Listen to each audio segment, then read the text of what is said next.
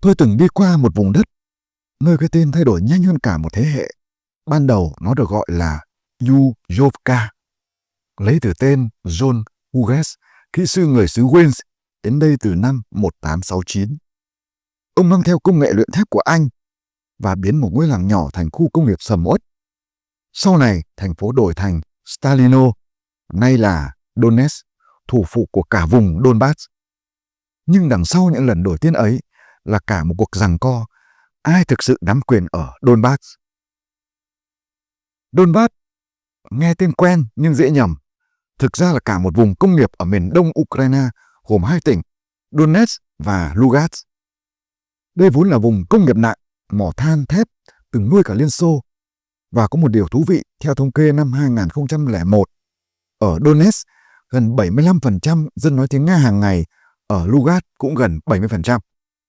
Nhưng trên hộ chiếu, quốc tịch vẫn là Ukraine.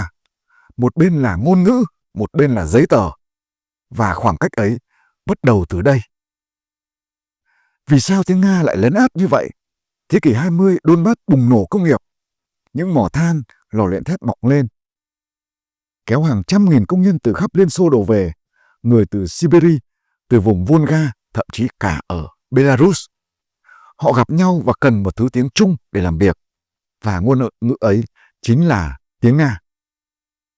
Từ một khu định cư nhỏ trước năm 1914, Donetsk đã có tới 4 nhà máy luyện kim và 10 mỏ than. Vậy nên không lạ gì khi Liên Xô gọi nơi đây là trái tim công nghiệp.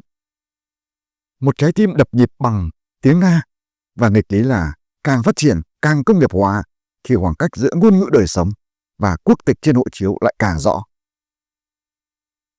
Nếu chúng ta có mặt ở Ukraine vào tháng 4 năm 2014, Donetsk bỗng trở thành tâm điểm thế giới. Ngày 7 tháng 4, một nhóm vũ trang địa phương bước ra tuyên bố đây là Cộng hòa Nhân dân Donetsk. Chỉ hơn một tháng sau, ngày 11 tháng 5, họ tổ chức một cuộc trưng cầu ý dân. Kiev không đứng yên, chính quyền lập tức đưa quân tiến vào Donbass, và kể từ đó, Donbass không chỉ là vùng than thép mà chính thức trở thành một chiến trường.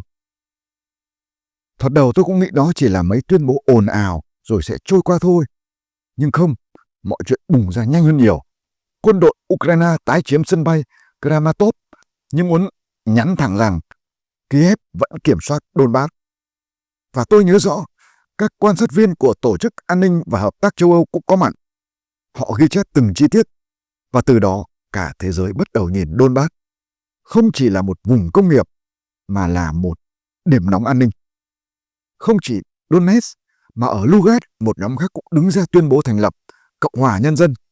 Chỉ trong vài tuần thôi, từ một vùng khủng hoảng trong một tỉnh, Donbass biến thành hai thực thể ly khai song song. Ngày 12 tháng 2 năm 2015, cả thế giới dõi theo cảnh ký kết Minsk II. 4 nhà lãnh đạo từ Đức, Pháp, Nga, Ukraine ngồi cùng một bàn. Ai cũng hy vọng từ mai Donbass sẽ yên tiếng súng. Nhưng không, ngay hôm đó ở Debaltsevo, nút đường sắt chiến lược nối Donetsk và Lugansk, pháo vẫn nổ ầm ầm. Nghe giống như vừa ký xong giấy ngừng bắn thì chiến trường lập tức xé nát bằng khói lửa. Minsk II thực ra không chỉ là một tờ giấy ngừng bắn, trong đó có cả một danh sách dài. Rút vũ khí hạng nặng khỏi chiến tuyến, trao đổi tù binh, khôi phục quyền kiểm soát biên giới cho Kiev, và cả việc sửa hiến pháp để Donetsk, Lugansk có quy chế tự quản đặc biệt.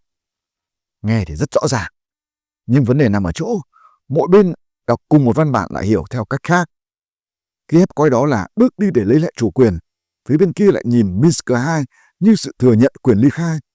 Kết quả là những năm sau đó, Donbass cứ lặp đi lặp lại vòng xoáy giao tranh. Hòa bình thì luôn có trên giấy, còn trên thực địa, tiếng súng chẳng bao giờ dừng hẳn.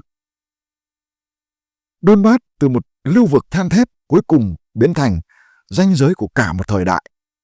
Những cái tên như Kramatorsk, Debaltsevo, Minsk II nghe thì khô khan, nhưng mỗi nơi lại kể một câu chuyện. Hòa bình trên giấy chưa bao giờ đồng nghĩa với im lặng ngoài thực địa. Và nếu bạn thấy những nét kết lịch sử này đáng để giữ lại, hãy đăng ký kênh để chúng ta cùng đi tiếp. đào sâu những câu chuyện mà quá khứ vẫn còn để ngỏ.